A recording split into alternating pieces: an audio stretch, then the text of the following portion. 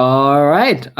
Hope the stream works right now because we had some Discord issues, and so I welcome you all to the Valence League Division 3 match between Primetails and Bob Academy, and on my side is the Snow Spy.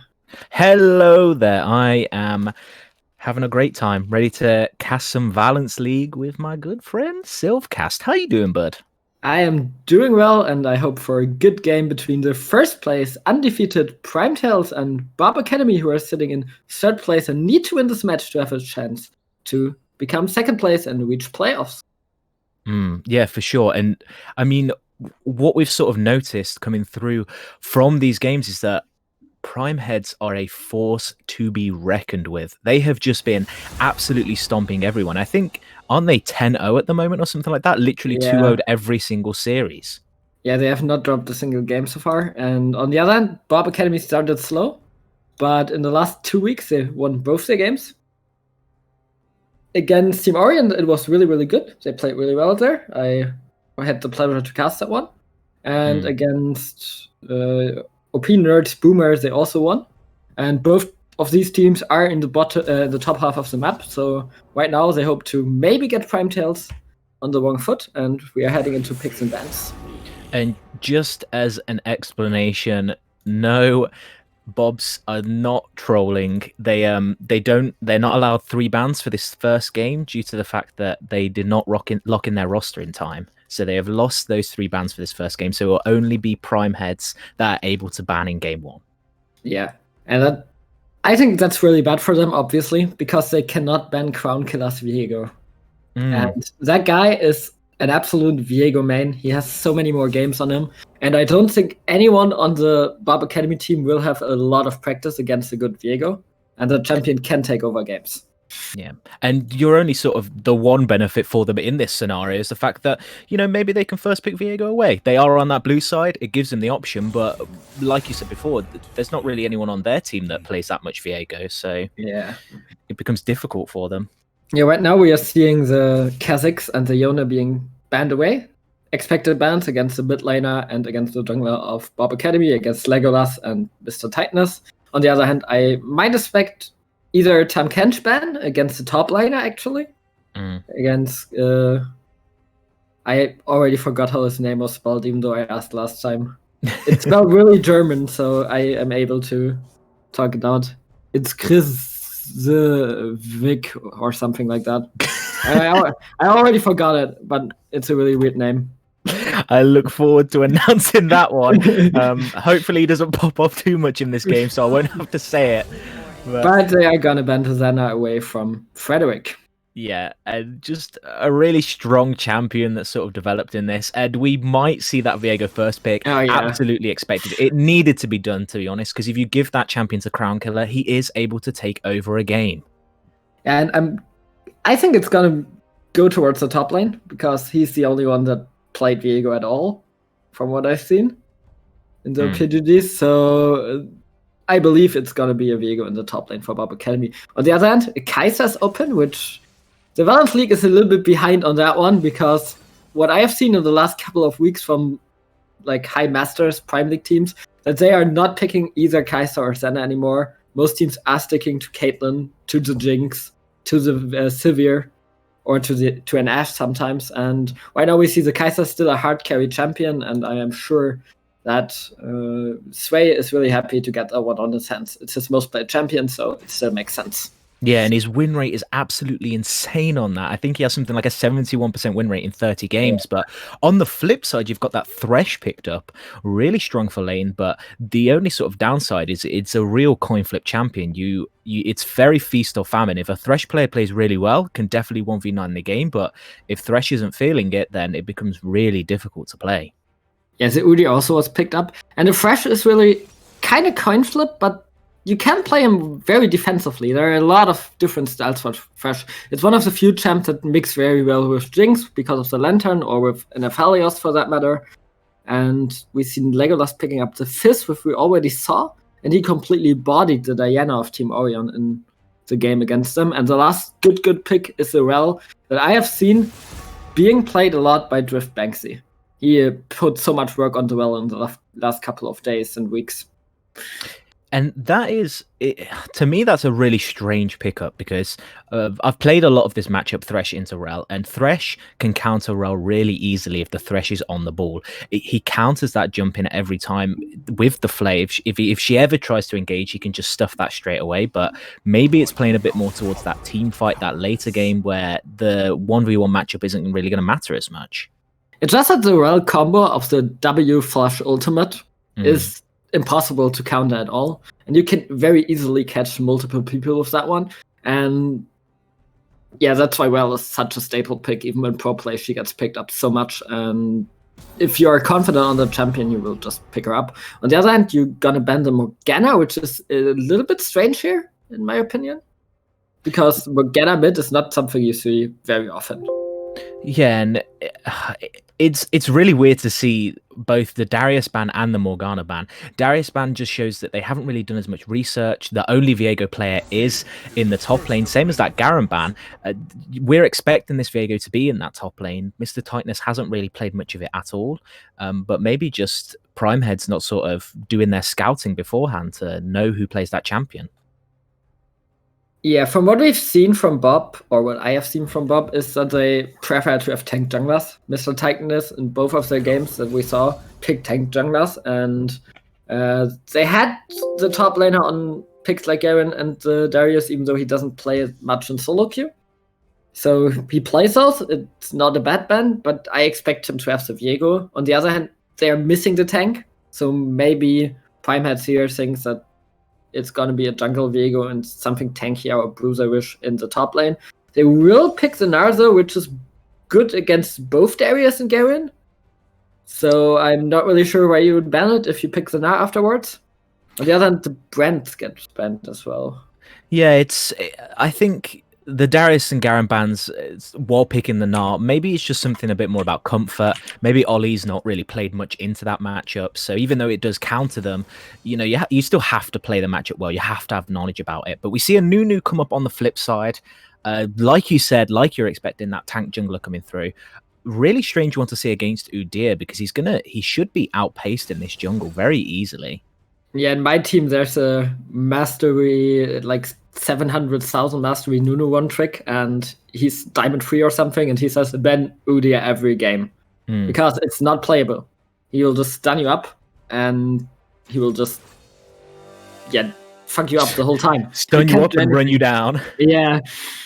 And it really has good synergy with the against the ultimate of Nunu as well, because that one is a channel, and if you get stunned, you die. And I also like the Lissandra pickup very much. It fixes a problem that I've seen.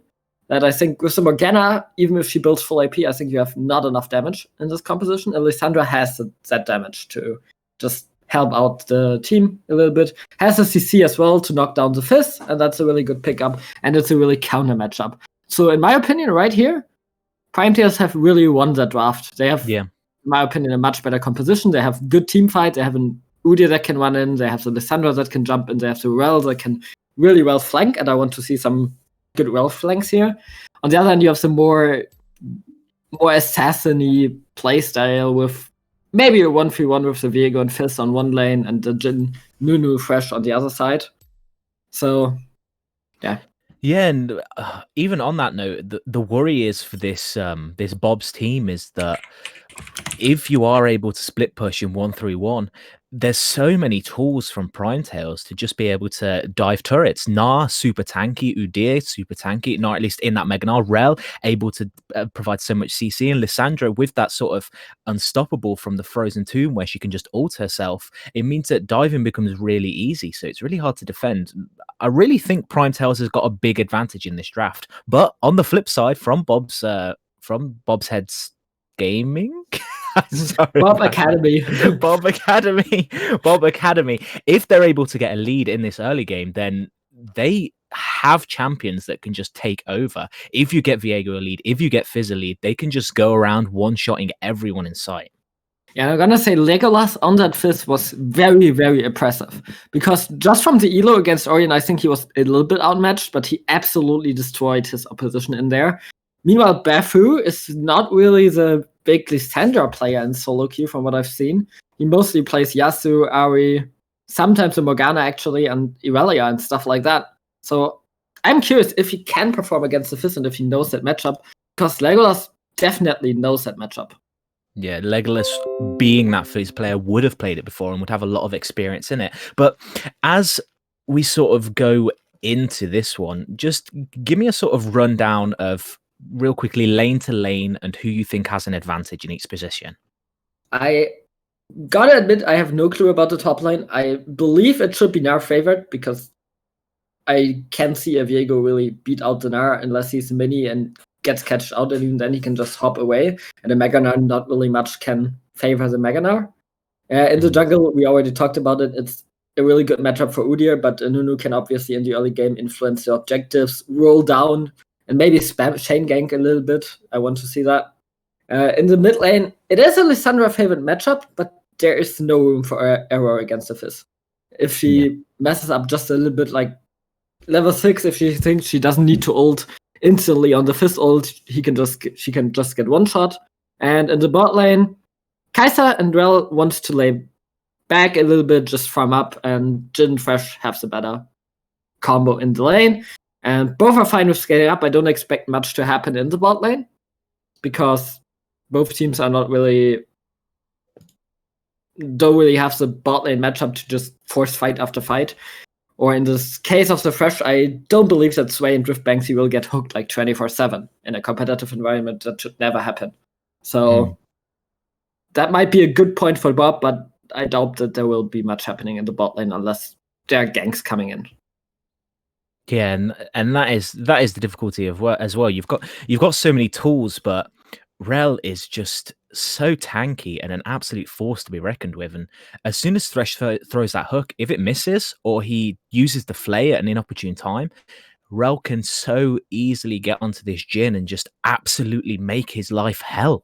Yeah, that's one of the reasons why I don't think there will be much happening. Because whoever engages just loses. If the Rell engages, the Thresh can just counter it, and then you might lose your Rell.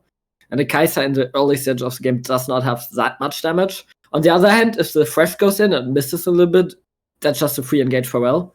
And Rell also does a lot of damage with the Aftershock and with the Lance Thrust. So there are opportunities if a team messes up, but I highly doubt anyone will go in here.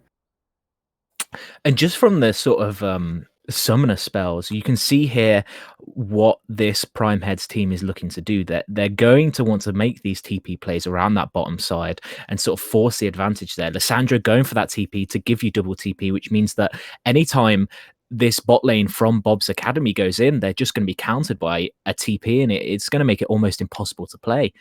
I will say I'm a bit shocked from this Lissandra electrocute, because I would have thought you needed Aftershock to survive the Fizz matchup.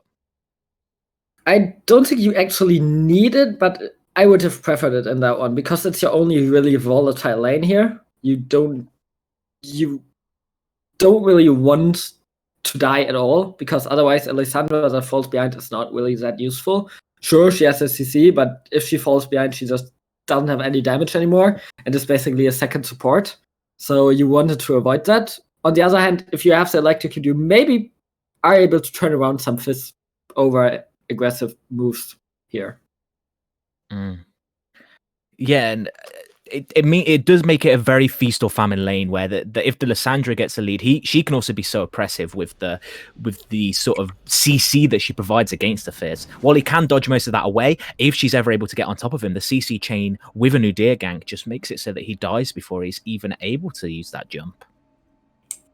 Yeah, that is a possibility, especially if there's like a flash beer slap as we know it. And we are just gonna pause right now at 10 seconds, I believe. And production is gonna give us the call.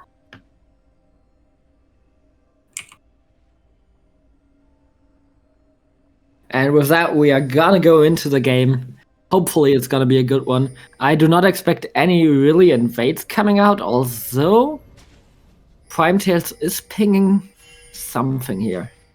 Yeah, it's going to be a 5 point from Bob's, but Primetails is going to try walk in on this. Maybe just looking for a counter if anyone from Bob's Academy walks in. Sway goes forward solo. If there was 5 people in that bush, that would have been real risky. But we don't see anything happen here. Yeah, they are anticipating an invade, but I just don't see why you would. You have some level 1 with the Thresh, of course, but there's a Fizz in there and a Nunu and a Viego. I don't think you really want to go in because you just walk away on the side of Bob Academy here, on the side of Primetails here if something happens. Yeah, and oh my, this is getting real risky with people sort of walking into places that maybe they shouldn't be. But there's nothing will happen at the start. We do see a little bit of an invade come forward. Maybe they're going to try catch out Crown Killer, but will be spotted. Walk away. Yeah, easy walk away. Does get a ward. They will know. Each jungler will know where they start. So this will sort of be the mental edge of who has better pathing now. Yeah, I believe both will just path towards the bot side, and Hanush maybe wants to contest the crab, but I would not recommend it. You have some better smite with the Q smite, but you might lose, and that's might be an engage to the bot lane here. Oh, it's gonna be one. Engage on level 1. Drift Banksy goes in. Nothing's really going to happen here. Just a little bit of poke, but it sets them up with some damage in the lane early.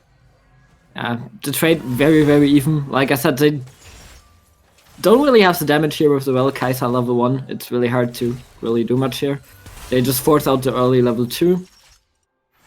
Or if they even can get it here. I'm not really sure about that.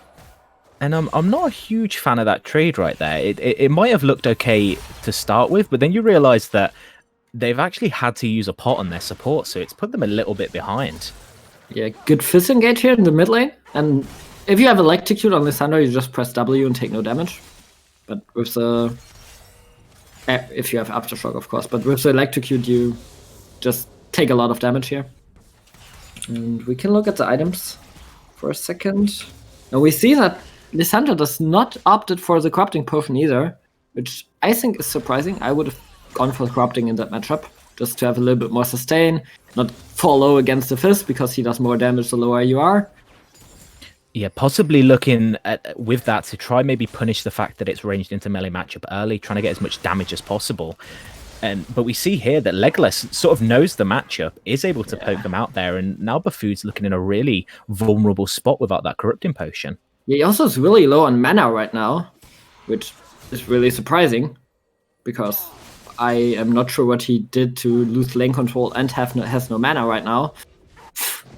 Yeah, it's looking really rough in these early levels, and especially realizing that Legolas has that ignite as well means that at any point if Buffoon missteps, that should be a kill. Yeah, and in the top lane, the Viego early game is able to zone out the Nara a little bit, but not much is happening. He has a small CS lead of like 4 or 5 CS, but not too much in the bot lane. Oh, we might see the first gank come in here. Crown Killer's going to walk forward. Flay is already used. Flash out of the way from the Thresh. Crown Killer does get the stun, but nothing should happen here. Hook comes through into the root, and that will be first blood over to Bob's Academy. Well played from the bot lane, but the Ignite comes through means it's a trade kill 1-for-1. Well done from Zwei there to get that. Meanwhile, in the mid lane, another kill will go down onto the Lissandra. Yeah. Far overcommitted here by Crown Killer, who gets hooked into the turret, gets rooted up, and that's the first kill for Frederick in the bot lane. On the other hand, only Zurel gets the kill in the bot lane for Primetails, and in the mid lane, it's even Legolas getting the kill for Bob Academy. So that's a huge win in terms of who got the kills and how many kills were falling. It's a 2-for-1 over the map, and it's really good. And it's on to the right targets as well. Unluckily for Zwei, he wasn't able to get that last auto, which means Drift Banksy takes it with the Ignite. So not really much gain from him. Yeah, also Summoner's wasted completely on both sides right there.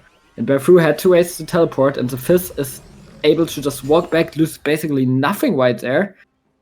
And that's also really good, because with the teleport, he usually wants to punish that the enemy has none. And we might see another gank come through from Crown Killer here. Is sweeping that. Yeah, is going to get the ward. Really good awareness. And we see the Well already moving up into the top side of the map. Oh. And that was a close one. That could have been real rough for Zwei there if that one hit. Yeah, really, really close. Oh, and the Udyr coming into the top side of the map right now. And I don't really like this from Drift Banksy at the moment. The way he's sitting there taking XP from his top lane, this should really be nothing. Still has the flash, does flash away, and they do get that one out. But as I was saying, Drift Banksy at the moment, just taking XP, but Legolas will go forward, will use the E outwards, so it makes him safe from that. But Drift Banksy is sort of claimed about a wave and a half of XP away from his mid laner, meaning I'm that also Fizz... not really sure if you can see that. Like, the bind. If you can see that one, Legolas just knows what's happening before, like the bind of the well, right there, because he was binded the whole time. Yeah, I have not played that interaction in a bit, so I don't quite remember how it works with that. But maybe someone in the chat will let us know and tell us about how we're wrong. But meanwhile, we see yeah. I imagine you can't, but then again, with Aurelion Sol, they changed that so that you'll be able to see it in bushes as well. So maybe it's a similar interaction. I believe you can, but that's the first dragon. Really well done by Bob Academy, using the pressure of Drift Banksy being in the top side of the map to just secure the dragon for themselves. And good engage here by Bafu, who's not gonna. But yeah, just uses the Frozen Tomb, gets himself out of there. But meanwhile, in the bot lane, the Absolute Zero will come through to slow Drift Banksy, but he gets out over the wall. Yeah, and right now Bafu really has to look out because Legolas has an ignite back, or almost back, has the flush up, can just all in Bafu in the next second. And there's the Nunu coming in, going for the kill, and that should be it. Yeah. Yep. But will he get traded for this? Doesn't have the E to get out there and will just die 1-for-1. Nicely played by Bafu. Yeah, he gets a 1-for-1. I still believe that's a really good win for Bob Academy because a kill on the Fizz is exactly what you want here. So 1-for-1 right there benefits them. It's also the whole wave being lost for Bafu, and Crown Killer is collecting that one. Yeah, and it's overall a net trade win for this Prime Tails team. But we see a bit of Directed Cam showing us a bit of trading in the top lane, showing us that this matchup at the moment is going quite well for the Viego. But Ollie going to go forwards, does have the Mega Gnar. Will he elect to use it? Uses it straight back into his tower, but the tower shot doesn't come through and does just get the kill there. Yeah, really well done by Ollie, and that's what I was kind of expecting in that matchup. Even earlier, I think Gnar can just play it a little bit more aggressive against the Viego, but on the level 6, Ollie just punishes the top laner being out of position, being too far forward, like he is all laying phase. Yeah, and Gnar's one of those weird champions where when he's in mini form, he's basically an AD carry. And that's the point where Viego wins, because Viego really good at doing a lot of damage in a quick time with that stun, with that ultimate. That means that he can just sort of absolutely blow someone up. But as soon as Gnar reaches Mega Gnar, he's essentially like a DPS assassin bruiser, especially in those early levels with the amount of stats he gets. Yes. But it's really hard for Viego to get onto the 9 lane, right? Because he has a hop, he has a slow, and Ollie can just kind of kite away, doing it very well right there. That's a good example. Yeah, the way that this Viego sort of has to play this lane is you play for the multiple trades, because he goes in the once there, and if the Gnar doesn't, we see in the bot lane. Meanwhile, Hatton Shatton is getting jumped on. Nice 3-man flame, might keep him alive here, but flash forward means he will die to Zwei. And Mr. Tightness is here now as well, is going to try go on to Drift Banksy, uses the Absolute Zero to slow him down. Fights happening everywhere. Drift Banksy, it does have to flash out. Frederick has the ultimate, hits the first shot, hits the second shot, but they're on different targets. Mr. Tightness, the fourth shot, doesn't quite kill Drift Banksy. He gets out of there. The fish is used. Crown Killer will die from this one, but will they get anyone else? Bafu looking to come clean this one up. He will have to go in alone versus 3. Does have the Frozen Tomb, goes on to Mr. Tightness, uses the Frozen Tomb, electrocute procs, but he won't get the kill. It's so close. Auto attack comes through, gets the one. Frederick coming forward, wants to get a kill traded for himself. He should be able to get this one nice and easily, and Legolas will clean it up for himself. Oh, but the action does not end. Top lane fight happening as well. Ollie just chasing down the Viego, but he will get away from that. Yeah, it ends up being a 2-for-2. It's jungler and mid laner going down for, I believe, jungler and support going down. And kills for the Jhin, and one for the Lissandra and one for the Kai'Sa. And the kill for the Kai'Sa is really, really important for Prime Tails, because the Jhin already is fat and you want to get the Kai'Sa into the later stages of the game as soon as possible. You want her to have some items. She has a good CS lead, actually has the highest CS in the game together with the Viego. But I'm not sure who really benefited from that trade. Yeah, it ends up kind of even overall. Yeah. It's more a sort of transfer of gold, as you will, because the Lissandra sort of gets herself a little bit back into the game, is able to trade a little bit of gold and pressure back, and Zwei doing really well to get out there, keeps himself alive and picks up a kill for himself, which is nice. But Mr. Tightness now caught out in the river alone here, doesn't have flash, does have the absolute zero to maybe stall out for a little bit if he can. He's doing so much damage off of this, but he will just die. Bufu going so low though, they need to all jump back on this. Mr. Tightness trying to run away. Can the Lantern get him out of there? Oh, and he misclicks, but he does get it in the end. Crown Killer's going to try to chase him down. Maybe you've just traded the lives over. Mr. Tightness gets the stun. Zwei jumps in, gets a kill. Hatton Shatten should die as well. The question is, does Frederick die? Uses the flash to get away. Zwei has nothing to follow up, and it will just be 2 kills for nothing on that. Yeah, and Primetails can just wait out the curtain call. Nothing gonna happen on that one, and that's disastrous for Bob Academy, who are just disrespecting that the fight was kind of 4v3 or 3v4 in this case, because Legolas was still in base. But look at him now. He might want to clean this up. Uses the jump to get out the way and the Q, but he will just be frozen tombed, and he will just die to that. Drift, Banksy, why do you want that kill so much? He could have gave that one over to Zwei, but Drift Banksy decides he's the carry now. I really didn't like how Legolas played that fight, because he went in 1v4, but I believe he could have easily gotten a kill if she doesn't try to E away and just ease onto Crown Killer there. Yeah, and especially since he sort of had his flash up, had his ignite up, it should have been at least the 1 kill, even if you traded 1 for 1 there. Yeah, because if you go 1v3, you can't settle for, yeah, I've got to get away instantly. You are in the enemy jungle. Tightness, however, is sort of just diving the Bufu by himself. Bufu flashes forward and they will just pop in there. What are you doing there, Tightness? Yeah, I can't really analyze that one. That was just inting. It was an alpha play, but Ollie, meanwhile, trying to make an alpha play of his own. Meganar can be used if he needs it, does use it. The flash is used. Ollie doesn't chase it up. And he is pressuring this Viego so hard right now. Yeah, the Viego has a CS lead, just from better CSing, I believe, but he's gonna get pressured very, very hard in the lane. And Nar is just kind of getting the upper hand in these fights whenever Mega is up. Drift Banksy, good play here, helping Bufu to push out. Yeah, makes it so that they can keep tempo up. Bufu now going to be able to base, use that teleport to come back if he so wants to. But they've elected now to swap this sort of bot lane to the mid lane, which is really smart. And it means that Zwei's left alone against Legolas, which becomes a really difficult lane to manage. Yes, it does. And it also enables a Herald here for Bob Academy, who can just get it right there. Next Dragon is 3 minutes away. So it's just a free Herald, just from doing on. Or when I say that they want to fight. They don't want to give this up. Are going to look for the fight after the TP comes through. Crown Killer jumps in, but he can't get to the Lantern. Mr. Tightness, the pink ward is used to stop it. It's a really nice play in the backlines. Zwei jumps in. They get the first kill onto Frederick. Hatton Shatter now really low. Oh, but the absolute zero will be his death sentence there.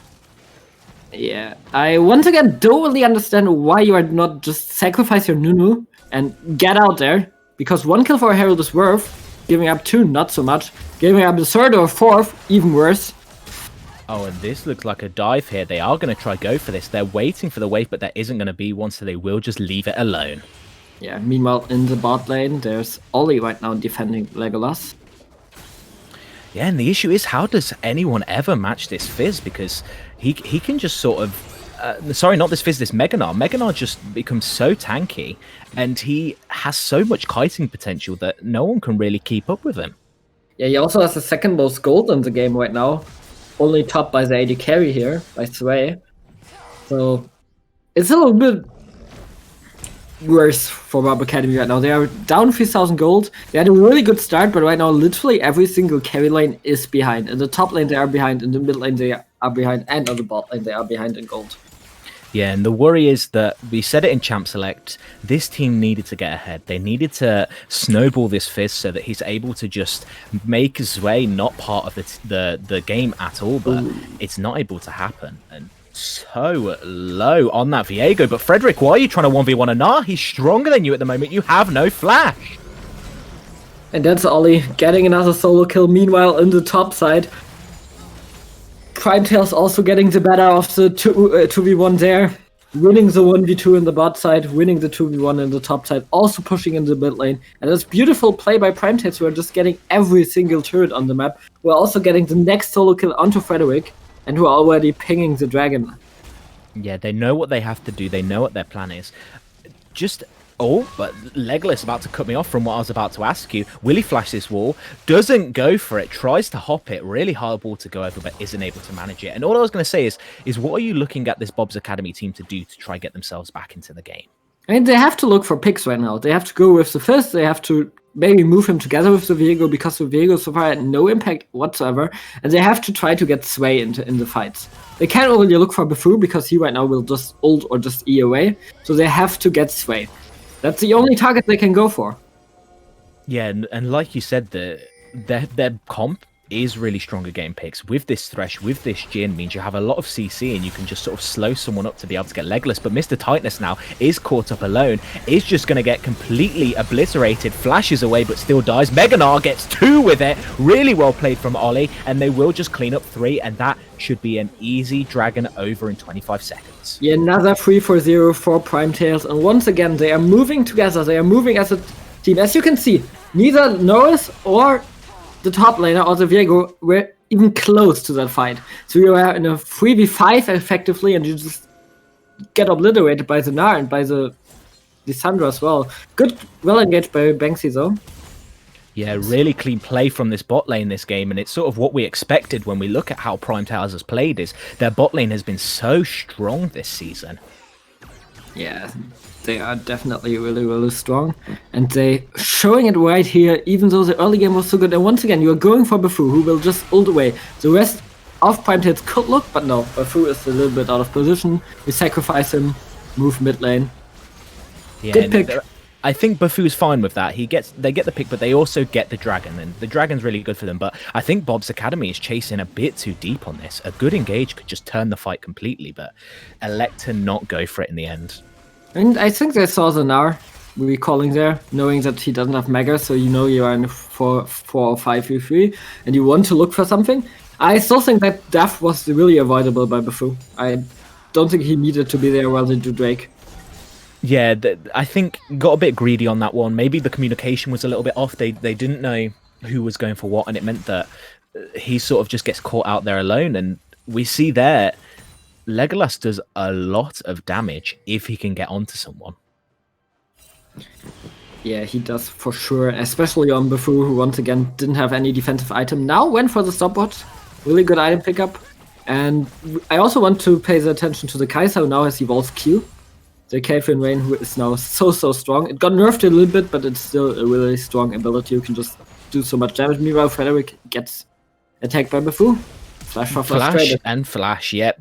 And you're happy with that as Bufu, because no flash on Frederick means that there's no way for him to ever avoid the Mega Gnar, the Udyr, or even the Rel engage.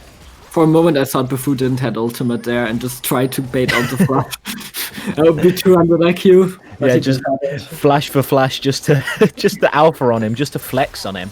Just to trade the flashes. That would be a really good flash trade, as you mentioned. So yeah, and he keeps the ultimate up as well. But we see Bob's Academy maybe looking towards something in the bot lane here. They do have 3 members down here, but nothing's going to come from this. And I think the issue is you've got 2 members, or pretty much 3 members in Bufu, Ollie, and Crown Killer that you're never going to be able to kill. I mean, we saw they killed Bufu, but that was because Bufu was pretty much 1v4ing. If he ever has a teammate near him, there's no way that they're ever able to kill him. You don't really want to kill Banksy either, because that's a support down for your Fizz ult, and you will lose the impact of the Fizz in the fight after the ult goes down. So right now, pretty much everything is in Primetail's hand. They are ahead also 5,000 gold already, and they once again sent Frederick against Bufu, which I don't really understand. Yeah, we saw it before. It was flash for flash trade, which now means that Bufu, with that Electrocute and the Luden's build, means that he has potential to just one-shot him. But Crown Killer, knowing he doesn't have the flash, is just going to run him down. Yeah. And it's not even going to be close. He does try Gale Force away, but Zwei uses the killer instinct to get in there, and there is a TP behind, but I don't think they're able to do this. Nice flash stun. The bear slap comes through. They are able to get the double kill for Zwei. Really good punish here by Printels. They see the Jhin in the bot lane. They know they have the faster movement, and they know they can run him down. He has no flash. They call it all out. They just dive him between the turrets and get the first kill. Then the TP from the Viego is a little bit pointless at that point, and seems a little bit like a desperation move. Yeah, we once again have to talk about what the comp wanted to do and what happens if the comp can't execute it. Because I said earlier I expected a 1-3-1 with Frederick being in the mid lane instead of Legolas, and Legolas pressuring the side lane. But right now the Viego is too far behind. The Fizz might be able to 1v1 most people, but he can't 1v1 Zenar. So you have easy time to match it while you're also winning every 3v3 on the side of Primetails, and falling behind with that kind of composition is really hard to play the game.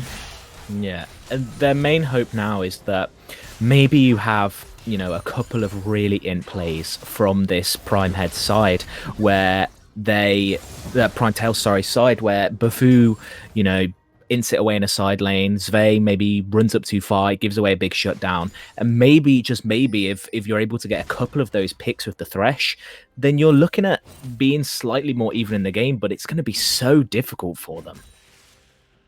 And the worst thing is that the Kai'Sa is 60 CS ahead of the Jhin and has 5 kills. So and 2 levels as well. 2 Yeah. levels above on an AD carry. That is crazy. He's sitting at the same level as Legolas right now. Actually, he's a level above Legolas. That Kai'Sa as a champion right now is pretty much an assassin. And when you give her a level up on pretty much every other champion in the game, she just becomes so oppressive. And as you see, Primetails, no fear at all. They're just walking into the jungle of Bob Academy, taking everything they want, getting the vision down, going for the next dragon, and that's already their third. And afterwards, they are on Fenrir Soul Point. And I really don't see a way for Bob Academy to really challenge them all the way to the Soul. Yeah, they don't really have a way to walk in.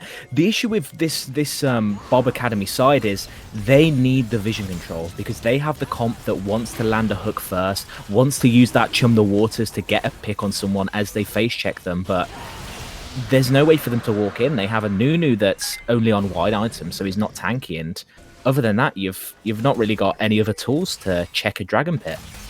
Yeah, and Primetail's instantly gonna move towards the mid lane, going for an engage, but can't get it. Bufu has to use the Frozen Tomb, but he does get a big root off, will die for it. It's chaos in the backline as the Viego dies there, isn't able to get anything done, and it's just a back and forward fight. Zwei trying to carry this one through, dashes forward, does have to flash out, and it's chaos everywhere.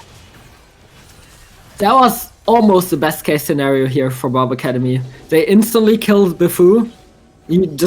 Bufu's ultimate did absolutely nothing right there. He just instantly dies afterwards. He does no damage with it. And then they get a really good fight, but Banksy actually managed to land a 5-man well ultimate in the backline, and then Zwei just jumps in, also is ahead enough to just win them the team fight with a 1-for-2, getting them the Baron. Now Bufu is teleporting in just to keep them away a little bit.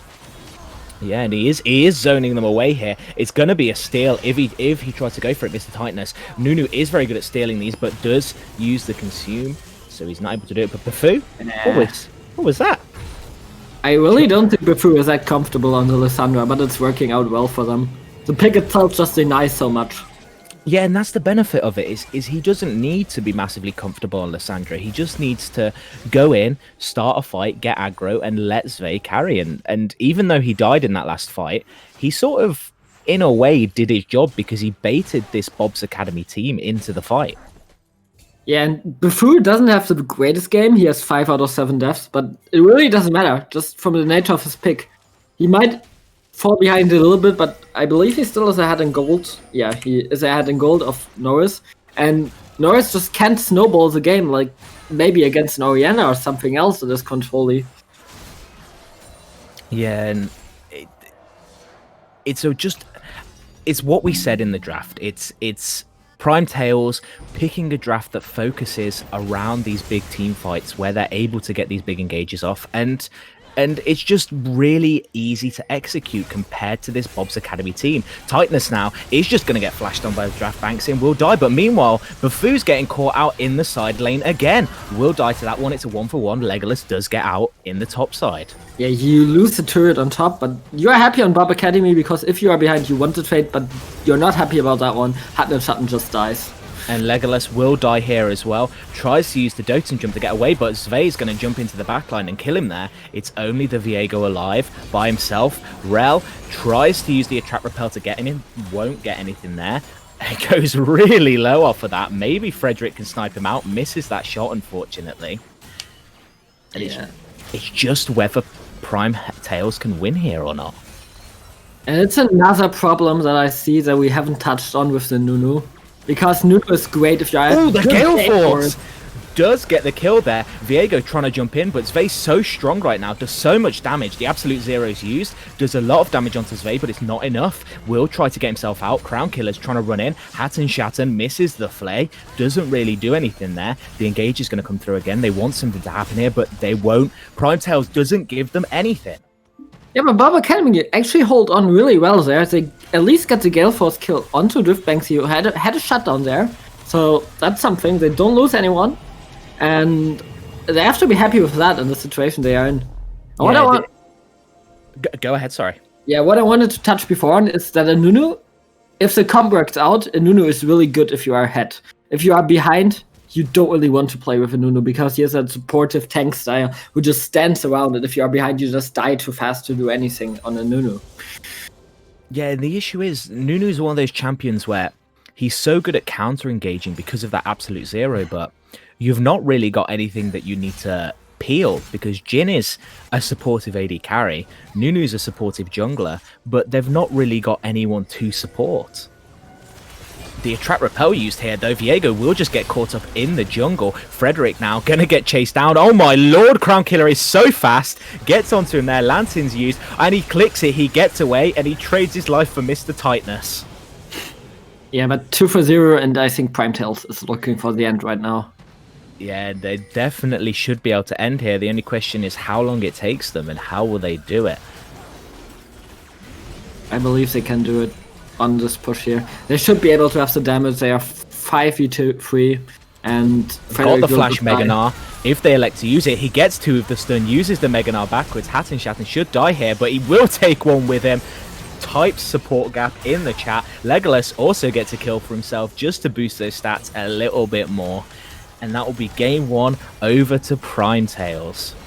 Yeah. And they're taking their time with it. They want the KDA. They want the stats. They're going to get as many kills as they can. Yeah, but they will finish eventually. One more auto, and that's it. GG to Prime Tails. 11-0 right now in games. Yeah, and they are just looking unbeatable at the moment. Really playing really well on that. Playing around their lane super well. Bufu had a little bit of an off game, but as you said in game, he didn't need to be the carry that game. He just needed to be supportive for his other carries. Yeah, and if we look at the damage graph, it's just nobody did damage on the side of Bob Academy. The most damage is behind Bufu even. It's behind basically everyone except the Udi and the Rel, who aren't dealing a lot of damage. And you know, I just want to give big props to sort of this bot lane from Prime Tails. Every point in that game, they were always making plays, always getting their team ahead, always pushing that lead. I mean, Zve ended the game 100 CS above Frederick. He was just a monster in that game, playing so well in this bot lane. Yeah, he definitely was. And the early game was really good, but afterwards, it just fell apart from the mid game on. And Prime Tails just showed why they are undefeated so far and why they are prime candidate to win this division of Valence League. Yeah, and we'll just have to see how it chops up. Hopefully, game 2 going to be a little bit closer. Looking at sort of this Bob's Academy team where I would say we're hoping for them to come in with a little bit of a better draft. I feel like the game was sort of really difficult for them from the onset because they sort of gave themselves a bit of a disadvantage already from level 1. I saw what they were trying to do there, but I believe it's just too hard to execute. And even if you get ahead really far in the early game, you still have to worry about getting outscaled here. So I hope they will change it up a little bit. Maybe send the top lane on a different top than Viego. They were scared, very scared of Crown Killer's Viego, so they had to pick it away. And you saw that they are not comfortable playing with it. Yeah, and any sort of last comments before we take it away to a little break before game 2 from this one? Not really. Not really. Just yeah. Well, just early game kind of close. Mid game, Private Tales just showed why they're the best team, and hopefully, Bob's Academy takes away what they sort of did in that game 1, doesn't make those same mistakes, makes a bit of a better draft, and we'll see a closer game 2. Yeah, and we are heading in a short pause right now, I believe. Mm-hmm. And we'll see you guys in a little bit. Yes.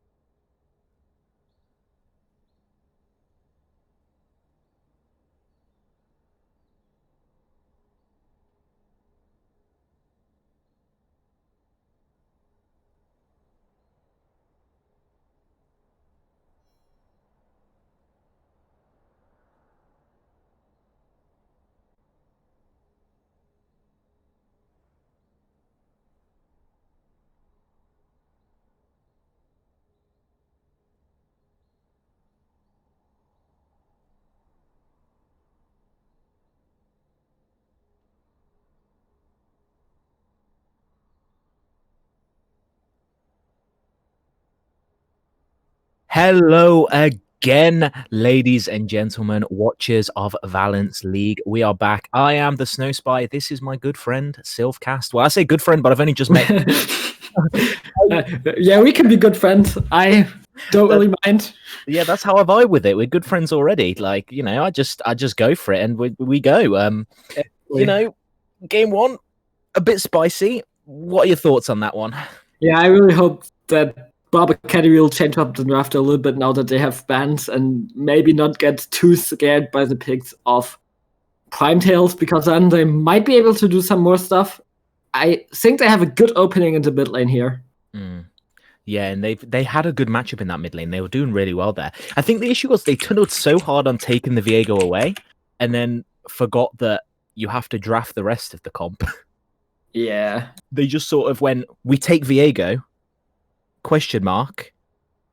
Lose. I mean, they didn't really know what to do in a draft with a Viego. They just tried to play their usual style, and that one usually has a bruiser in the top line, like a Garen or the Darius that was already banned away. And I think they just tunneled too hard on their usual style, but forgot that, oh, we don't have a second tank anymore. And then Mr. Tightness was just left alone all the time, died, and got abused. So, yeah, we are heading in draft in game number 2 right now. And I hope we will see some change up now with side switch. And just before, do want to mention the substitute. We now have Piggledy the pig now in bot lane. That's going to be Frederick and Piggledy together, reunited. Yeah, and that's Hutton and Sutton going out for the next game, and I don't think he's happy with how he played in the first game, and now he's getting benched. That must feel really bad.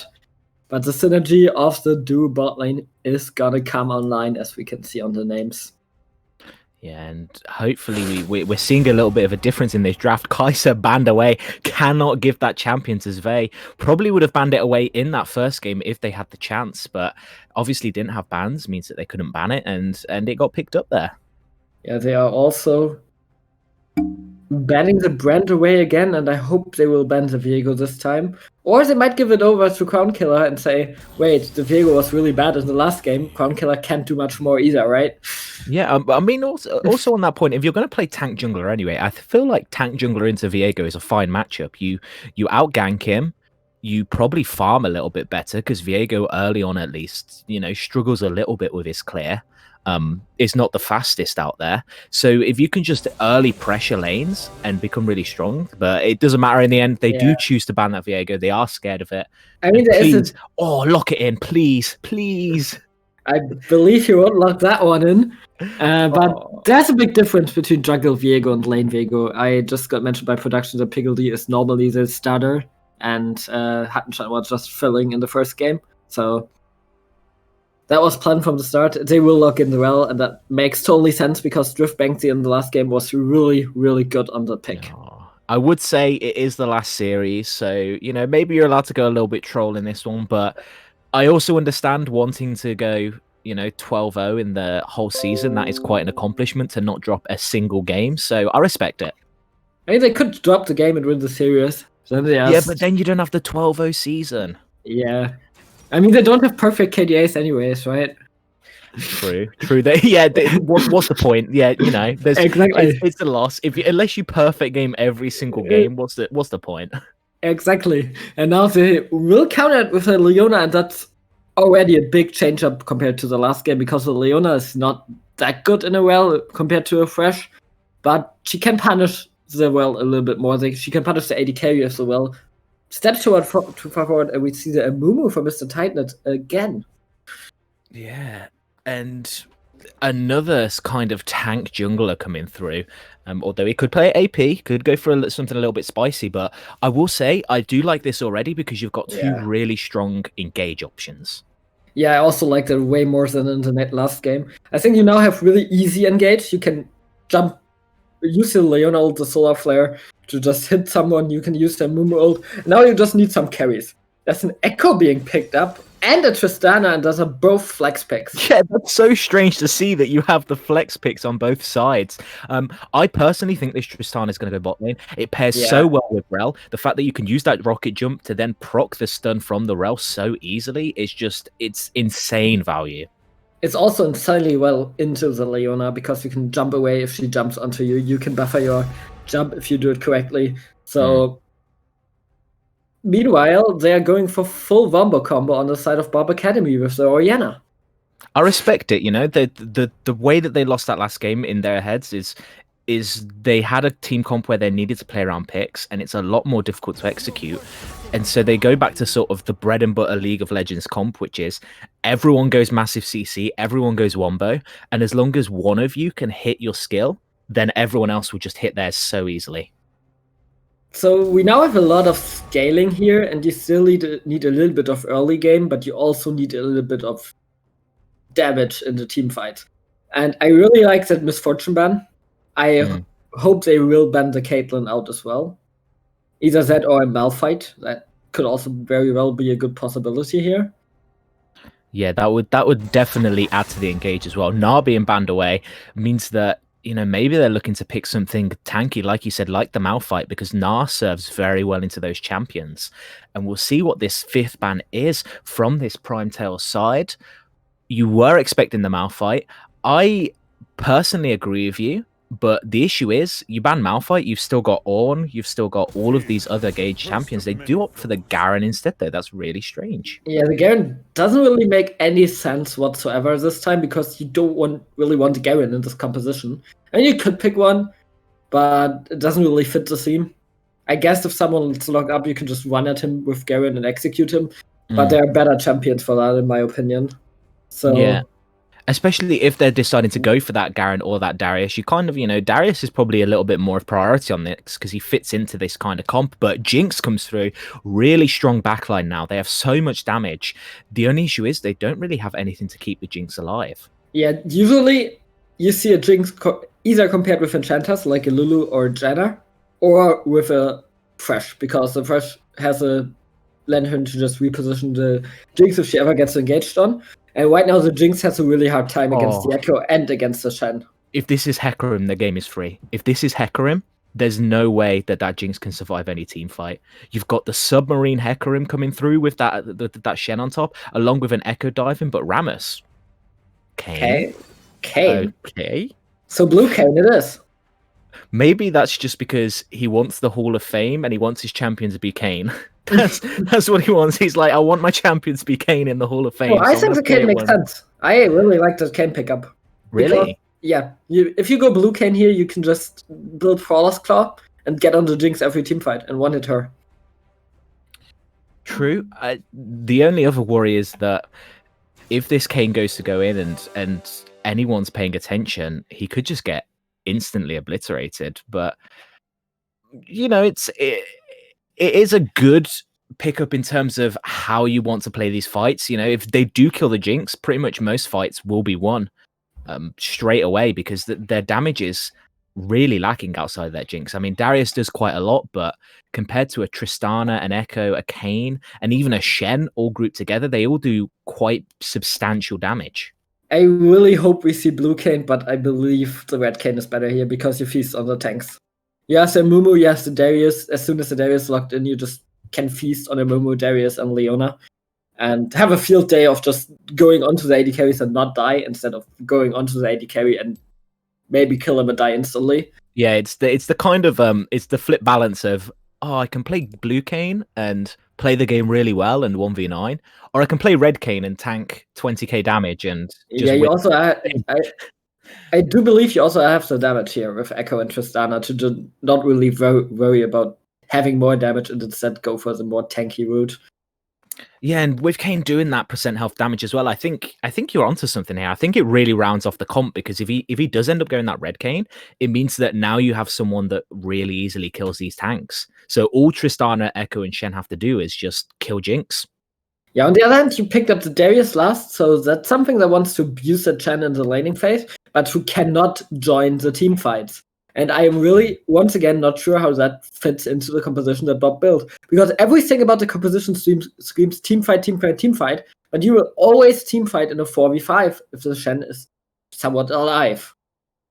Yeah, and especially because of the fact that late game, Darius is going to have to match that Shen. Shen can just continuously push sideways over and over again. So Darius is after going to go to him to stop it. And it means as soon as that happens, you've got so many engage tools that Rel, Drift Banksy, just goes, okay, then I see Darius topside. He has no TP. Let's just go in.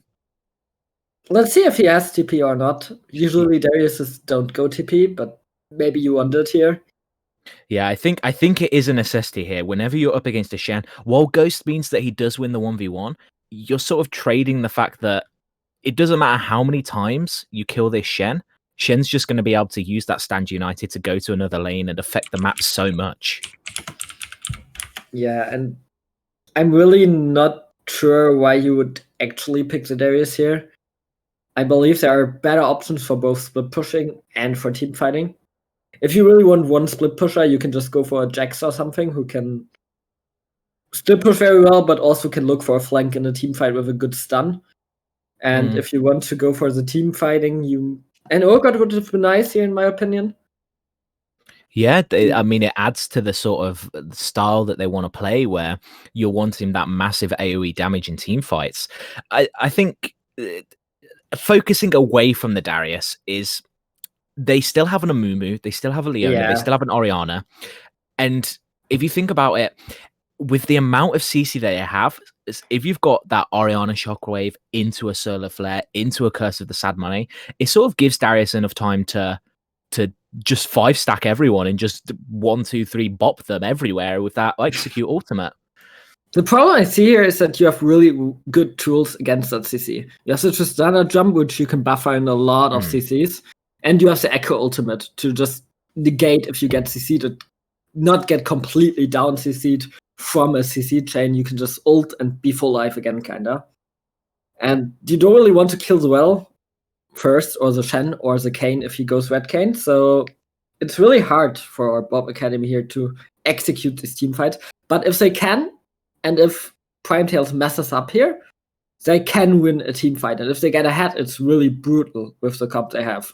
Yeah, they've got so many tools. It's sort of similar to last game but even more so because they have more engage options where if they get a lead, they can constantly force fights pretty much whenever they want, because it doesn't matter if Solar Flare's down, you've got the Amumu. It doesn't matter if Amumu's not got anything, you've got an Orianna. Like, you always have something that can set up a fight for yourselves. Yeah, I believe it's kind of like the last game. This time, Primetails is the one who can't mess up, because if they mess up, they die. I really like the cleanse on Sway. I'm not sure if the viewers are seeing that, but that one's a really good pickup. And I still believe that Primetails this time has a little bit more leeway. They have it easier to not mess up here than Bob Academy in the last game, who had it really hard. Yeah, definitely. It's nice to see some more even drafts in this game. I could reasonably see either of these teams winning, so it makes it really exciting for me, because it means that it's all about how the players play now. Yeah, my eyes are really on Sway here. And on Bufu, on that matter, because Bufu had a terrible game and is now playing Echo. Yeah, and it's going to be his job in this game to make sure that, you know, he can be a threat onto Jinx. But as we pause real quick, production is going to let us know when we can carry on the game, just so that we can sync up our timers and make sure we're all in time.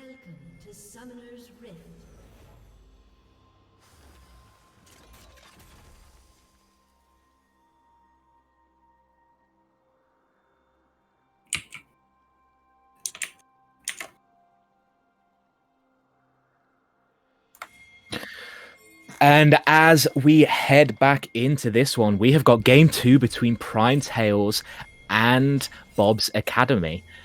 And we might see a little bit of a matched invade here. So many pings going on the map. Both teams going full on brawl. Let's go. I am excited for this. I think that Primetails have a big advantage here. They've got so much CC in the level 1, but Svei's not part of the team. They do find each other and they will just leave it there. I was excited for a moment.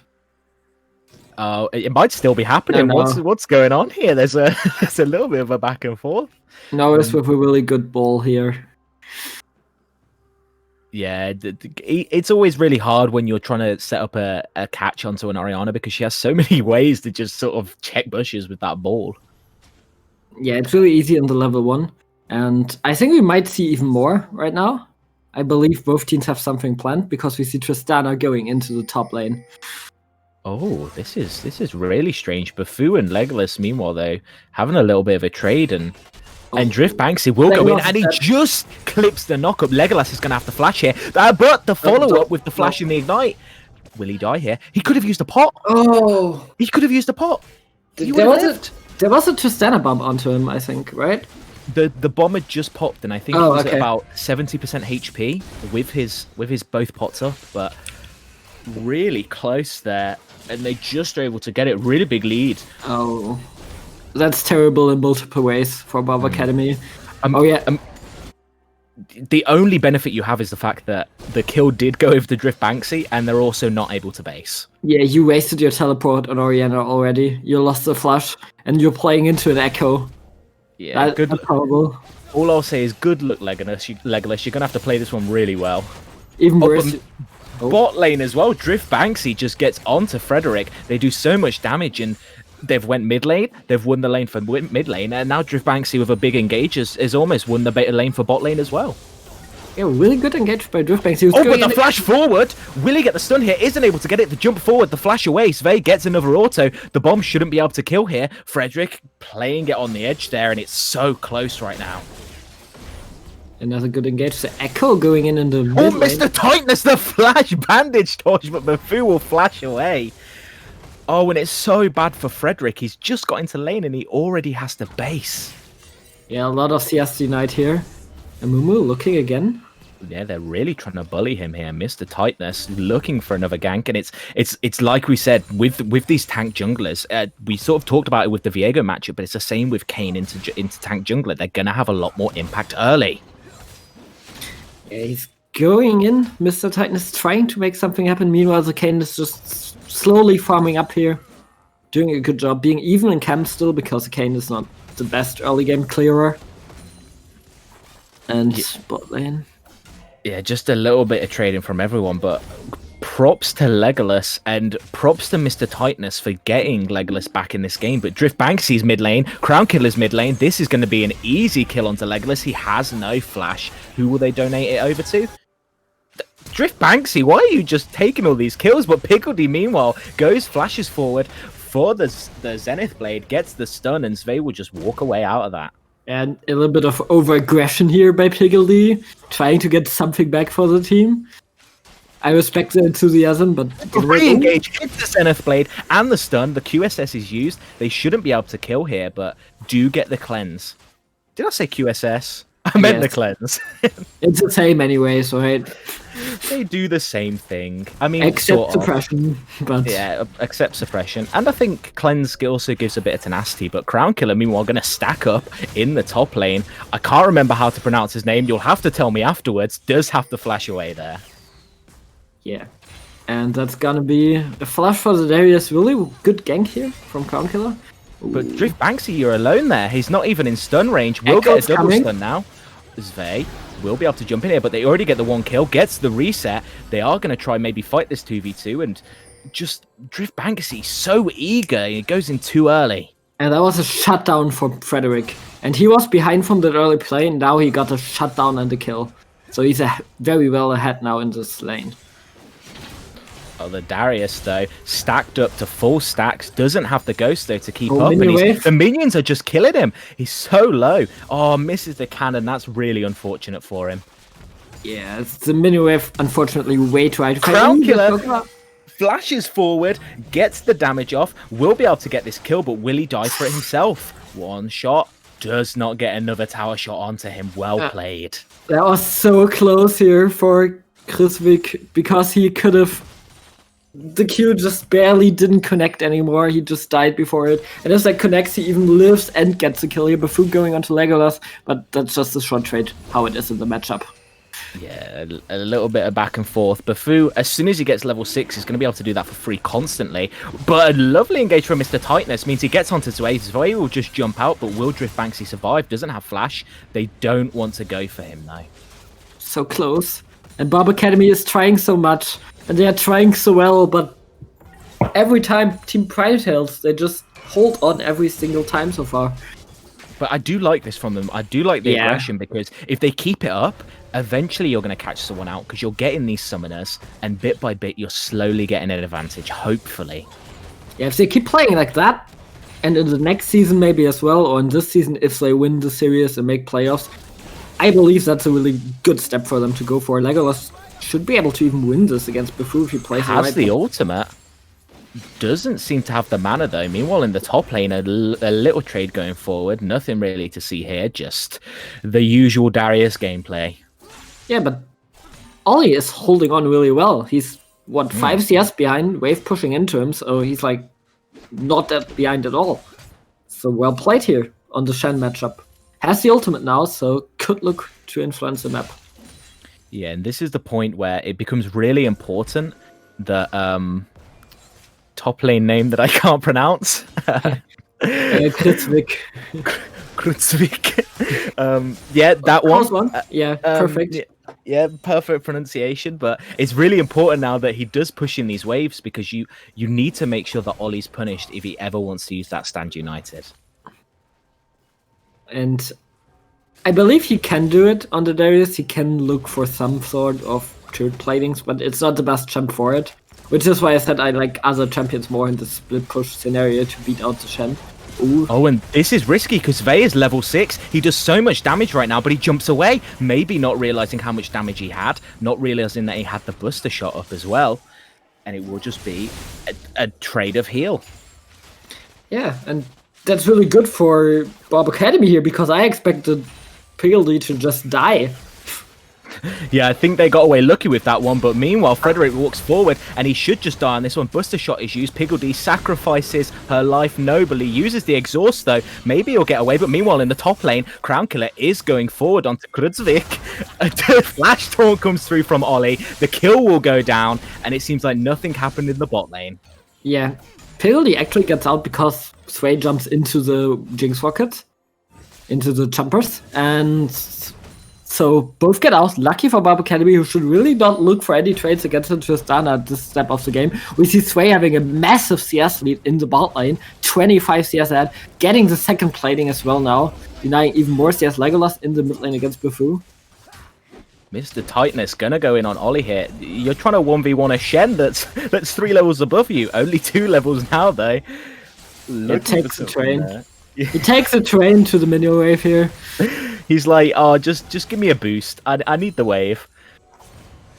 But Mr. Tightness looking for a repeat gank. Has the Curse of the Sad Money. Will use it to stop the taunt. Really well used there. Should be he's going to try to pass this kill over. The bleed coming through. The shield. Easy kill. Nice. Good kill onto the Darius. Really well done. Crown Killer immediately responds with the Dragon. And so far I really like how Crown Killer played this match. He knows that he has a strong side in the bot lane and in the mid lane, and he instead of trying to get like dive kills or something, meanwhile Piggledy he is going to go forward on that, will just die, and it'll be 2 kills over. The only question is, who do they give it to? Drift Banks, he's looking for it. He wants that kill. Look at him, he's going to go for it.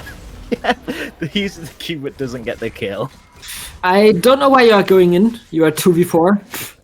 Yeah, I wasn't going to mention it. I'll leave it to you. Yeah, I was kind of ending, especially with a Jinx who isn't that strong in the early game. You just want to farm up, so take every CS you can. And my point before was I like how Crown Killer played it, because he knows Mr. Tightness can really hard abuse any lane on the Mumu yet. Or now he can, now he's 6. So he just went for the weakest lane available, which still has good gank setup with his Shen, and tried to not fall behind on that lane. And I really think that's something that Primetails did really well this series. They had weak points on the map each time, but they just helped the weak points out that it didn't matter, and they just abused the strong points even harder. Yeah, and it you know, props to Bob's Academy. They have made this one look a little bit closer. They've they picked a draft that's going to be a lot more useful, and I think they still do have options. Like the realization is that if they do get a good engage late game, it's still possible to make a really good play. The problem is the game isn't even closer.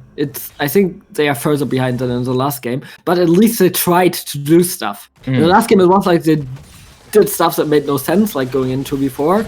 Lovely stun. That's perfect. Solar flare. Oh, but Zwei! played that like an absolute smurf to get the 1 versus 2 kill. Yeah, with every other AD carry, you just win it because you have more damage than with a Jinx. But right there, Piggledy just dies in the dive. But that's what I wanted to mention. They at least try stuff that makes sense. Diving an AD carry 1v2v1 makes sense, even though it didn't work out, and even though Primetails is able to outplay, they do a little bit more stuff where you think this could work. Yeah, and they just weren't quite there with the CC chain, but flash forward from Draft Banksy, the stun will come out into the knockup. They're going to give this one over to Zve. No, they're not. Crown Killer takes it for himself. But I was just going to mention that, you know, it was so close. If they had stacked the CC just a little bit better with the traps, maybe they get that kill onto Zve there, and it looks a little bit different. Yeah. Mr. Titan is going onto the Shen once again. Yeah, he wants to make something happen there, but Shen is so tanky. I don't think this is really diveable. Rift Herald is used. TP is used by Bufu to get himself there protected, but the Shockwave will cancel it out. Nothing really to happen here. Paul comes through into the bandage toss, into the Curse of the Sad Mummy, and he will get executed under tower. Nice play from Bob's Academy. Yeah, what didn't work out in the bot side works out in the top side for Bob's Academy. They get a kill back, but they also lose the first turret from the Tristana pushing in. A Crown Killer going to look for the 1v2 here. Flash away from the Darius, and he does just pick up the wave. Yeah, Crown Killer isn't form already, yeah, right? That's Redkin. No, it is no, not yet. I don't think so. We'll have to I'm see. not sure about that skin. I have not seen the skin in a long time. Oh, but it is going forward on that. It is Red Kane. He goes forward. Ollie's in here now, gets the knock-up. I always tell with whether it's Red Kane or not by whether the ultimate changes color, because it normally changes to like blue or red. But I think for spectator UI, it's not changed on this one. I mean, I thought it was Red Kane from the model, but I wasn't sure because I barely see the skin. Yeah. And now, good move from Primetails, moving the Tristana into the middle and getting some more plates. And I believe they got 2 instantly. Yeah, 2 plates onto Zve. He is so strong right now, sitting at a 1,500 gold lead just by himself. That man is a monster, and he's looking to take over the game. Yeah, I really want to shout out Legolas here. Oh, Solafella misses Piggledy. You don't get a chance to shout him out, though, because Piggledy's just going to go in and die straight away. Yeah. What I wanted to do was do a shout out to him because he has a really hard matchup and he lost Flash and Teleport level 1, and he still managed to come out on top in CS and everything. I'm really not sure why the Echo is going Night Harvest instead of Proto Belt, or Rocket Belt. But Bufu can do what he wants. Yeah, it's another one of those games where Bufu's team is just pretty much winning all across the map. Like, even in this Shen matchup, Shen doesn't need to win against Darius because he's just going to have more impact on the map. Oh, Mr. Tightness caught out here, is alone, goes back in onto Drift Banksy, still doesn't have the Curse of the Sad Mummy yet, does have the flash to get away, does use that. Darius is in the front line though now, taking so much damage. The Kane will pop out, will get the kill for himself there. It's so slow. The dunk doesn't quite work. Draft Banksy knocks them up, stuns them up. Piggledy's going to die here. Mr. Tightness trying to save her as best he can. Will just trade his own life for it now. Zve gets the 1 kill. Doesn't actually get anything in the end. And Ollie flashes away. And that's an ace across the map, isn't it? No, Frederick lived. Ah, Frederick lived. Just barely. Frederick's just typing in chat now saying team diff. Yeah, but they tried to go for a fight and I respect that, but you can't really just walk in right now because you're so behind on your Jinx. Your Jinx does no damage, the Tristana does so much, the Kane is really, really fat, has 6 kills already. Hasn't been back in a long time, it has 3,000 gold or something in the back, I think. 2,700 at the moment. So that's gonna be a lot to spend. He's gotta go for Mana Immune, actually, and for the Gore Drinker. I'm not sure if I like that if you want to snowball.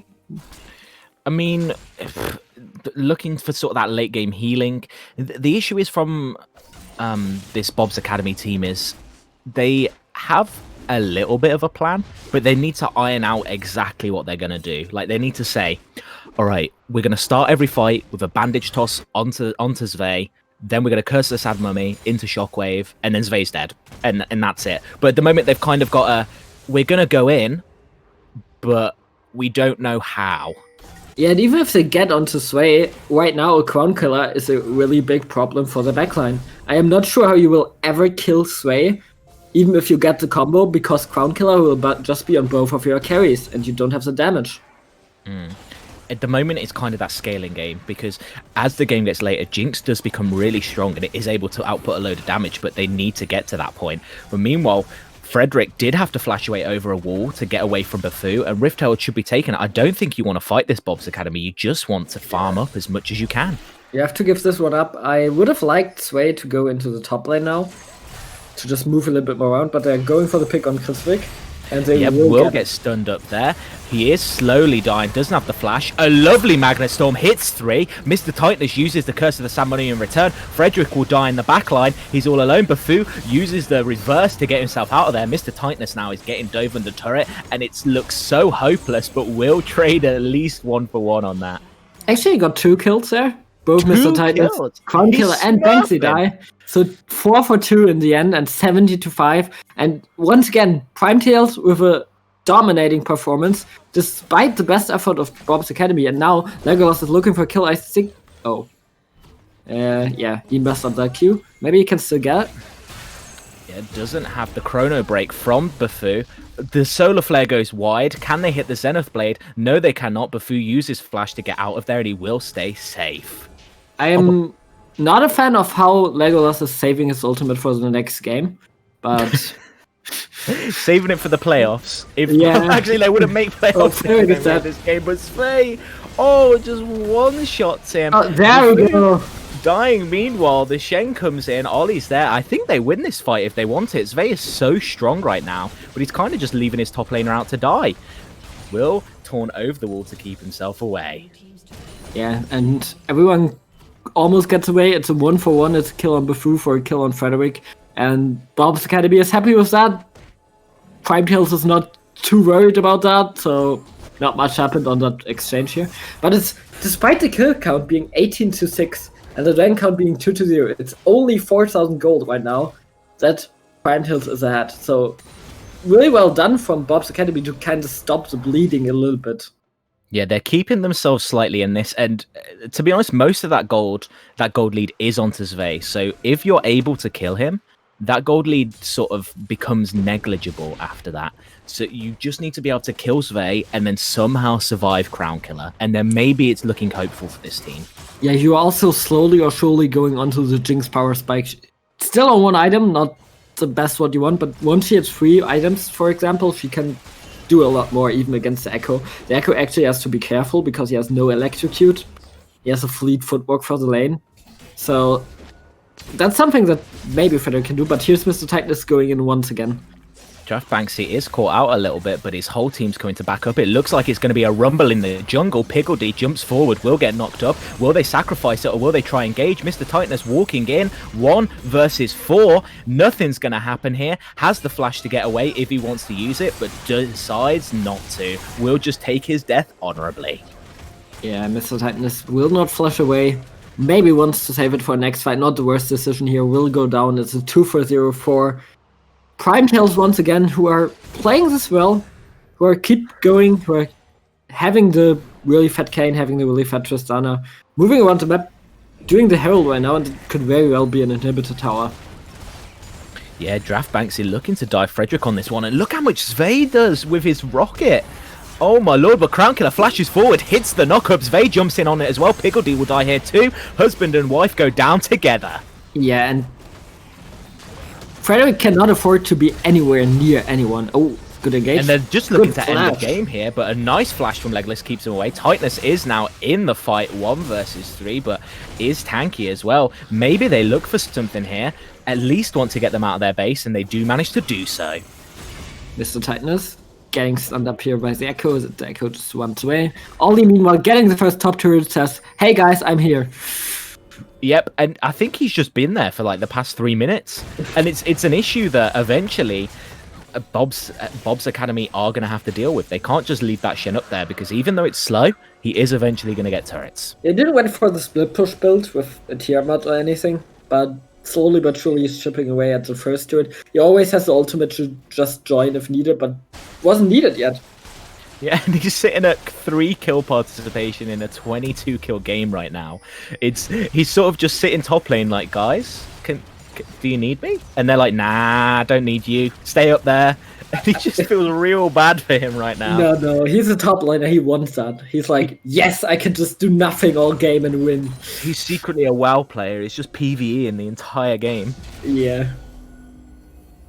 It's just farming simulator over there. He's made his subscription and he's just going for it. But his farm really isn't that high for him sitting in the top lane the whole game. No, it's quite interesting on that point that he's still sitting on less CS than the Darius, but you know it is what it is, and he's doing his job, I guess. Mr. Tightness. Yeah, Mr. Tightness may be looking for the game-ending fight. We'll try to get onto Zvei here. Ooh, didn't get caught out here, I believe. Yeah, should just be out of vision there, and he wants to make something happen. This is maybe the point where they try to turn it around. Don't have the Orianna there. I see the Orianna being very, very out of position, and I believe she's dead. Wait, but they're trying to make plays on both sides of the map. If they notice that they're around Baron here, maybe they can engage and get a favourable fight for themselves. Legolas is for sure going to go down, but we have to see if Bob's Academy can make anything happen on the other side. Yeah, and that's caster curse. Oh, they do know it's happening. They notice it. Piggledy and everyone goes in on Crown Killer, but he's so tanky. He's going to survive this. And look at him. He's at full health and the TP's come through. He gets a 3-man knockup. Keeps them alive. Piggledy's going to go down first. They're onto the backline. Frederick can't kite it away. Double kill for Zvei. Jumps forward. Wants to look for the triple here. Flash is coming through from him and the cleanse is already used. Ollie going to go forward here. Bufu gets the kill for himself. And that might be GG or at least a Baron. Yeah, that should be the Baron at least, I believe. Maybe even the game, but I think they are gonna play it safe. And yeah, Cassica strikes. I said Legolas is playing well, and then he just goes onto the side lane way too far forward and dies instantly. At the team fight, you can't kill Crown Killer yet. You have barely any heal reduce, so yeah, you can kill him. Yeah, there's just no way. They have no healing reduction, like you said, unless, of course, Crown Killer decides to hit the Amumu for whatever reason. But it's so difficult. Even with that healing reduction, he stalls for so long with the Umbral Trespass. Yeah, then the teleport came in, I believe from Bufu it was? Yeah, it was from Bufu. Yeah, Bufu came through. The Shen ultimate comes in too, so everyone can just join. And it's a no-risk play by Primetails. Even if they don't get the Orianna, they still have the Echo teleport, they have the Shen ultimate and the teleport available. So they can always just join on the other side of the map, should Bob Academy try to make a play. And it's just calculated good play here by Primetail.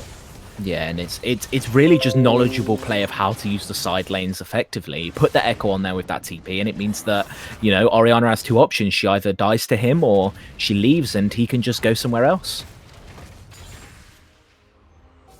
Can anyone ever deal with Sway anymore? 10-0-10? Yeah, he's so strong right now. 3 items, one of them being a Lord Dominic's, which means it's not even an issue of him just ripping through the squishies now. He's actually able to kill tanks. And look at that damage, almost one-shots Krutzberg. Yeah. Oh my lord. And right now, you know, we're praying, we're hoping on a dream that maybe Bob's Academy pulls out something spicy, but it's going to be difficult for them. Oh, Zvei. He jumps forward, gets the kill, gets the first one, he jumps for the second one, and he's like, guys, I'm just winning the game myself. And that should be maybe GG. We're looking to see if there's a big play coming through from Bob's Academy, but meanwhile, we're watching Bufu take a turret. And they have to go in. They have to do something, but there's no options.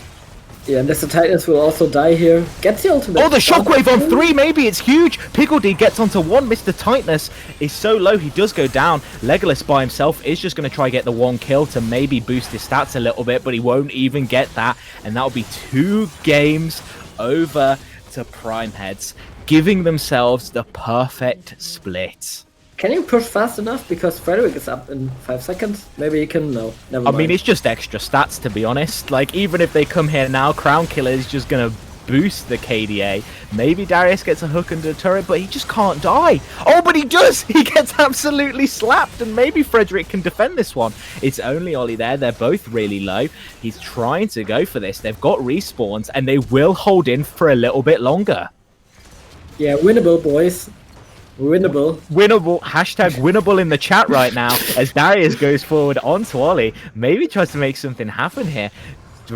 Drift is there as well to sort of try help him keep alive. Frederick goes forward, but it should be nothing happening because he's so tanky. And yeah, Frederick deals no damage yet. He has 2 items so far compared to 4 items for the Tristana, who just died. But in the end, it's still very hard for Bob Academy to do anything. The dragon is coming up right now. Should go over to Prime Tails, and I don't think you can contest it. I don't think you want to contest it. You have to defend the base, and that's exactly what Bob Academy is doing, except Mr. Titanus, who is walking into his death. Yeah, I don't think they should have contested this. I think that just makes it GG right now, but it was really difficult for them before, and Mr. Titanus making it a little bit more difficult there. Bufu dodges away from everything, and Prime Tails has just put on a clinic here. Yeah, they should be able to finish the game with the next push. And while I have lauded Norris a little bit for not falling behind in this lane, he didn't manage to do much either. He's 1-5-1, doesn't have that many CS, has not a lot of gold anymore. So now Prime Tails going for the win. Yeah, it's a rumble, but it's a to no avail. Darius trying to make something happen there. Nothing will go forward, and are they going to dive the Nexus? That's the real question. Bufu goes for it, isn't able to get the 1 kill, but Sve gets the other. Mr. Tightness will die as well, and Sve, he wants to make something happen, but doesn't want to ruin the KDA. Yeah, that's got to be the game. 15-1-14 for Sve, and 13-11 for Crown Killer. Absolutely stomping this game. And just such impressive performance from this team. I mean, Crown Killer and Sve together just doing so much. And on that note as well, Drift Banksy, like you've got to say this man did so much in that game. Level 1 pretty much won the lane for Bufu, won the lane for bot lane as well, meaning that Sve had so much free pressure. He was just everywhere doing everything this game. Yeah, and we are gonna head for an interview in a second with Crown Killer. As soon as he's ready for us, he's gonna talk a little bit about the game, and we can ask him some questions about the playoffs, which they qualified on first place without dropping a single game. So they must feel really confident about that, and we can ask him. Yeah, and I am looking forward to getting him in here just to sort of ask about their thoughts on these games. So whenever you're ready, Crowny, get your butt up in here. Yeah. Just need to move him across. There we go. Hello, buddy. How you doing? Yeah, I'm doing quite well. Just some quite good games. Yeah, especially for yourself. First of all, what's your reaction? Perfect split. How you feeling? Oh, it's great. It's honestly amazing that we got this off. Like, when we joined and started the split, no way I thought we were going to go perfect. Like, yeah, no way. Yeah, you thought you would go 12-1, right? I always thought, like, as I think was specified, there's like a curse with Bob and Prime. So I always was like, okay, we're going to lose to Bob. It's going to happen. It's going to lose to Bob. Yeah, I think it's also quite fitting as well that was the last team you had to play. You sort of had to beat the curse to get to the 12-0. Exactly. But just myself, I just want to talk a little bit about that Kane game. First of all, why the Kane pick? It's not really something that's meta at the moment, but carry on. No, so usually my champions consist of like heavy bruisers or like a supportive pick. Like my main champion is normally Viego, and I play Kane on the side. I used to play Kane a lot. Like last split, I used to play Kane a lot, and we looked at the champions. We're like, wow, there's 4 melees here. That's a Mumu, that's Darius, and that's Leona. This is definitely a Kane game. Definitely Kaneable, and you proved how good you were on that champ. Sort of, you just become unkillable at the end, and no one can take you out. I just want to sort of ask, who controls a lot of your comms within games? Because we saw some really clean side lane play in that game. Gleb did. Gleb always is like, even if like during the game, like if there's a play being happened, it's usually me or Sway who's calling for who to focus. But Gleb is always the one really making the decisions because he's like, we have all kind of like appointed him as just shot call off the game because his like options are way more safer and he usually knows actually what to do. It's way easier for him to shot call as well than compared to the rest of us. Yeah, and just really well done. Any questions from yourself? What do you think are you doing really well as a team? Because I noticed in both of these games you had some matchups that were very tough with the Fizz against the Lissandra, which fell behind early game, and with the Shen and the Darius this time. But you managed to cover up that really well. So do you think that's something you do better than most teams? What I think we usually do better than most teams is we know what we need to win. Like before we go into the game, we know exactly, okay, this is how we have to play the game. We know we have to do this to get ahead. We know have to do this to get ahead. We know, okay, well, Lissandra versus Fizz. If Fizz gets ahead, sure, it sucks. But we have a comp that's like, if Fizz ever ease in on Kaisa, we have a Udyr and a Rel standing nearby to just ready to stun him up. Like he cannot near our Kaisa. Every single time he goes near it, we stun him up. Lissandra has her ultimate just locks down the target, and we can just instantly get a pick off there.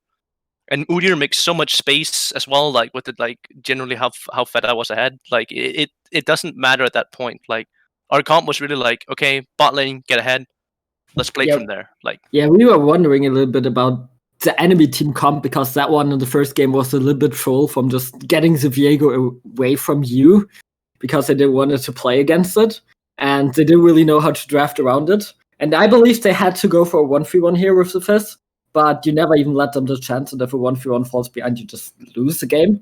No, what the issue also is, like with the Viego pick specifically, I think, is that if Viego gets behind, it becomes incredibly tough for him to play the game. Like it's just so rough for him to actually get back into it and actually like pop off or make a play or do anything. I mean, same with the Fizz and with the Nunu. All three are picks that you don't want to fall behind on. But if they would get ahead, which is really hard for them, they could have maybe won if we won the game. But even that, you'd still outscale a game completely.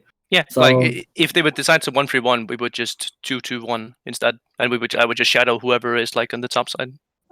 Yeah, so now last question is on the playoffs, because you still don't know who you are playing from Division 3A, which most likely will be Deja Vu Academy or Xelos Revive. I think there are still games going on. And do you feel confident about beating both of them? Because both have really good records. Both lost one game so far, and most likely are 11-2 and 10-3. And you don't really know much about the teams, right? Well, we do actually know Deja Vu Academy. We have scrimmed them before, and our previous ADC is actually the top laner. So we do semi-know the people who are on there. Personally, I can't speak for the rest of the team, but I'm not really scared of Deja Vu Academy. I think they're a little bit overrated. I think they're very one-dimensional how they play. Like, it's mostly just through top mid. And, like, if they don't get ahead there, it's kind of rough for him.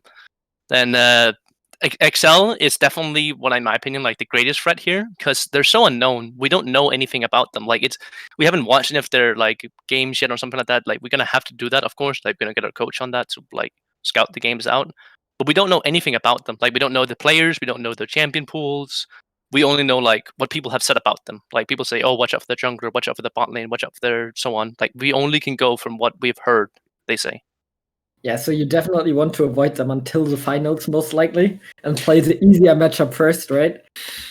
You can say that, but at the same time, like, I kind of want to face XL. Like, I want to see, like, can we get an easy finals or can we get a hard finals? Like, well, I feel definitely the hype for the finals is with XLR, but people are also going to want to see, like, DVA versus PT, because DVA are, like, in my opinion, community favorites, because people mostly know people from DVA. People don't really know too many people from XLR.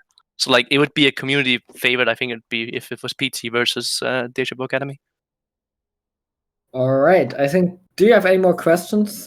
No, I just want to say well done for getting the 12-0. I know it's like it's a really difficult, especially because it's essentially for you guys, this game didn't really mean anything. So big respect to playing it at a level where you didn't decide to just troll or decide to roll swap or pick random champs? Oh, we did that last time. We did it last time. Oh, did you actually? Yeah, we played Aurelion Soul AD carry with 80 items, and I played Mordekaiser jungle. But it's meta. Like, no, I'm not even going to try to justify that. Sure. But you had your troll, you had your troll game. So, but I will just say, like, so was the pressure definitely on for this one to win after you were like, oh my god, okay, we got the 2-0 on the troll comp. Now let's close it out.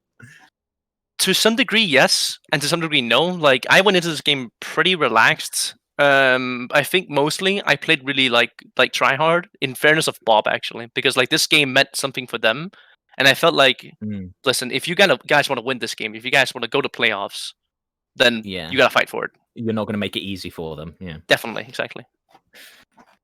All right, well, that rounds it up for questions from me. Sylv, unless you've got anything left, then we can send Crownie on his way. Not really, just another congratulations for the win, and looking forward to see you in playoffs. Thank you. We'll see you when you're there, buddy. Lovely. So that about wraps us up for this one. Any last comments from you, Sylv, before we send this one away? I really want to say I think that Prime Tails will be the favorites for the playoffs going into the series. They have not dropped a game yet. They said they are not scared of the other team from scrimming them. And so I believe they are the top favorites, and I look forward to what they can bring to the games. If they play like today, it's really hard to beat them. Well, that about wraps it up from us, guys. Thank you all so much for watching, and hopefully you'll all stay tuned for the playoffs when they come. Prime Heads looking like the favorites, but really well played from this Prime Tails team, and we'll see you next time.